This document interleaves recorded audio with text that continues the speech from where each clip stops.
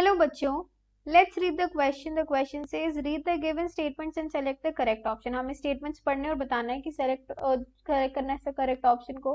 पहला statement कह रहा है in photosynthesis during ATP synthesis protons accumulate in the lumen of thylakoid. कि photosynthesis में ATP synthesize हो जाता है और protons accumulate होते हैं lumen में thylakoid के. Second stage कह रहा है respiration में एटीपी सिंथेसिस के दौरान प्रोटॉन्स एक्यूमुलेट होते हैं in the intermembranal space of mitochondria. तो बेसिकली यहाँ पे क्या बात हो रही है, इसको समझने के लिए की कॉन्सेप्ट को समझ लेते हैं. पहले की कॉन्सेप्ट में बात हो रही है कि जब भी फोटोलिसिस होता है, फोटोलिसिस जब भी होता है in thylakoids happens in thylakoids producing, यहाँ पे क्या प्रोड्यूस होता है, let's have a look. Producing H+ ions कहाँ पे होता है, प्रोड्यूस करते हैं inside the thylakoid membrane. Thylakoid membrane के अंदर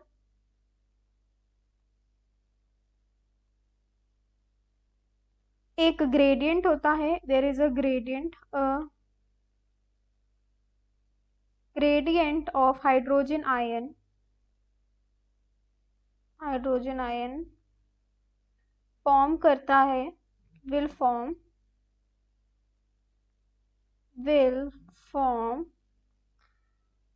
अक्रॉस द मेम्ब्रेन. एक ग्रेडियंट फॉर्म हो जाएगा कहाँ पे, अक्रॉस द मेम्ब्रेन. तो अभी हमने क्या पढ़ा, एक बार फिर से हम इसको सिंपल लैंग्वेज में समझ लेते हैं. जब भी फोटोलिसिस होता है थाइलाकॉइड्स में तो H+ आयंस प्रोड्यूस होते हैं थाइलाकॉइड मेम्ब्रेन के अंदर और gradient of hydrogen ions form हो जाता है अक्रॉस द मेम्ब्रेन. जो एटीपी सिंथेसिस होगा, यहाँ पे अब क्या होगा, एटीपी